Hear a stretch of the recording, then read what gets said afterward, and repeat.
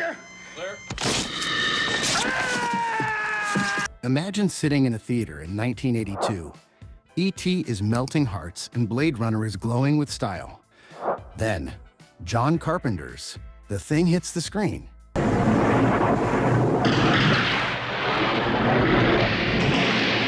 You walked in ready for another blockbuster thrill ride, but instead, you got body horror, creeping paranoia, and an ending with no hand-holding, no comfort, and no hope. Critics slammed it. The box office barely noticed. Yet that so-called failure ended up a cult legend. We'll look at why it bombed, what made it different, and how home video brought it back. First, set the stage. That summer was stacked against it. In '82, the summer box office was a traffic jam of giants. 2 weeks before The Thing hit, E.T. was packing theaters with glowing optimism. And the very same weekend, Blade Runner, all rain, neon, and style. Up against those two juggernauts, Carpenter's bleak Antarctic nightmare barely had space to breathe. Audiences came in expecting wonder or sleek sci-fi. Instead, they got snow, paranoia, and bodies ripping apart in ways few had ever seen. Where other films showed alien life as magical or mysterious, this one made it brutal, and the R rating kept teens out while Poltergeist slid by with a PG. In a season built for families and repeat teenage viewings, The Thing was already handicapped. The box office proved it. Opening June 25th across 840 theaters, it pulled $3.1 million, 8th place. By the end, it barely scraped $19.6 million against a $15 million budget. Next to E.T.'s mega-hit run, Carpenter's film looked invisible. And the mood of the country worked against it too. America was in the middle of a recession. Cold War tensions were back in the headlines, and audiences wanted escapism, not existential dread. E.T. gave them hope, Poltergeist gave them thrills, and The Thing gave them paranoia with no way out. In 1982, that was a hard sell. Marketing only made it worse. Universal first teased a bold tagline, "Man is the warmest place to hide." Then they panicked, swapping in a glowing silhouette and the bland line, "The ultimate in alien terror." The result? Confusion. Was this a gnarly horror flick or a sci-fi adventure? Audiences saw posters that promised either magic or fog and fear, and most chose the safer ride. So the flop wasn't about sloppy filmmaking. It was timing, mismatched tone, an R rating, and a botched campaign. Stack those together, and the movie was doomed in theaters. And if that wasn't enough, critics came in swinging, pushing it even deeper underground. If bad timing hurt The Thing, critics buried it. Reviews didn't just shrug, they torched it. Words like depressing, foolish, and even sickening branded the film as one of the year's worst. For audiences still glowing from E.T., that was a giant red stop sign. Rob Bottin's groundbreaking effects, latex, animatronics, and puppets that pushed horror into new territory were dismissed as gore for gore's sake. Critics said the monsters drowned out character and story. Others complained there was no warmth, no hero, only bleakness. The ambiguous finale. For many reviewers, it wasn't bold, it was cruel. Even big outlets like the New York Times, Time, and Newsweek piled on, accusing Carpenter of making a movie with violence but no heart. Some fans of the 1951 original even called it a betrayal, turning Cold War allegory into splatter horror. The backlash doubled, shunned by the press and distrusted by its own genre crowd. Carpenter himself got hit hardest. Labeled a pornographer of violence, his reputation shifted overnight from master of suspense to peddler of gore.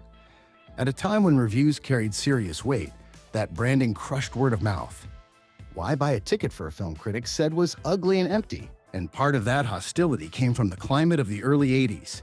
Audiences were gravitating toward blockbusters with clear heroes, moral lessons, and hope. Meanwhile, critics were sharpening their knives against movies seen as cynical or nihilistic. In that cultural moment, The Thing wasn't just disliked, it was treated as dangerous, almost immoral. But here's the irony, the very things critics condemned, the gore, the bleak tone, the unresolved ending, are what now make The Thing unforgettable. What was once labeled failure would later be seen as Carpenter's sharpest weapon. The gore, the paranoia, the no-hope finale, these weren't accidents. They were the core of The Thing. Rob Bottin, barely in his 20s, pushed himself to exhaustion creating monsters out of latex, animatronics, even KY jelly. The kennel scene alone, dogs thrashing as one melts into tendrils and muscle, was nightmare fuel like nothing before it. Critics saw excess. Today, it's metaphor, identity shredding, trust collapsing, the body itself betraying you. And that ending, 2 men in the snow, no rescue, no answers. Studio execs wanted clarity. Carpenter refused. He filmed alternative, happy endings, but stuck with the bleak question mark. Was anyone still human? Did evil actually stop? That ambiguity keeps fans debating 4 decades later. Even the story structure made paranoia inescapable. No single hero, no safety net. The blood test scene turned suspicion into spectacle, men tied together, waiting for a wire to expose the alien. Each reveal landed like a gut punch. And it wasn't just the visuals or the script, it was the atmosphere. Carpenter used silence and space as weapons. Long stretches of nothing happening built tension until the smallest sound snapped like a gunshot. The soundtrack itself, crafted with a heartbeat pulse of doom, coated every scene in dread.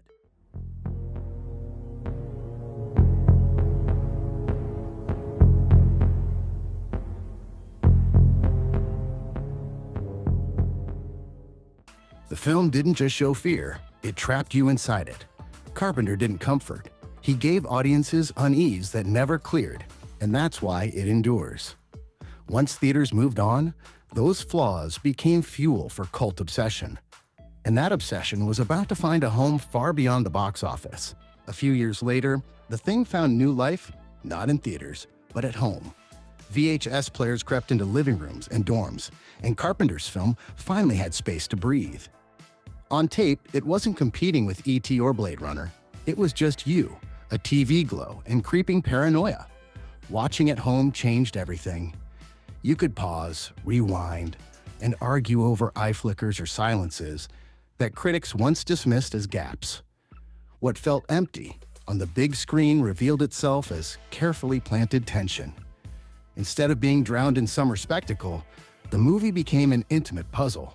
Television tried first, but the TV cut was gutted, toned-down gore, truncated scenes, even a fake orderly ending. Carpenter disowned it. VHS gave audiences the real version, raw and uncut, and that contrast mattered. For many fans, it felt like discovering a hidden film the studio had tried to bury. And the format turned it into a social experience. Fans swapped tapes, whispered theories in dorm rooms, and built late-night debates around the ambiguous ending. Who was infected first? Was either survivor still human? Instead of a disposable horror flick, it became a ritual shared, dissected, mythologized. That's how cult fandoms are born. Behind-the-scenes features sealed the shift. Documentaries like Terror Takes Shape showed Rob Bottin's grueling work, reframing the monsters not as cheap gore, but as near artistic self-destruction. Carpenter and Kurt Russell's commentary turned the film into a masterclass in controlled paranoia. By the time DVD, Blu-ray, and 4K restorations hit, The Thing wasn't a failure anymore, it was essential horror canon. So the resurrection didn't come from box office charts, it came from time, technology, and fans who refused to let it die. What critics once called flaws had become signatures of greatness, and the legend of The Thing was reborn. In the end, the story of The Thing isn't about one mistake, it's about 3 forces colliding. First, it opened in the wrong moment, buried under competition and audience moods. Second, its bleak tone, shocking effects, and ambiguity pushed too far for many. And third, confusing marketing and studio edits undercut its edge before it ever had a chance.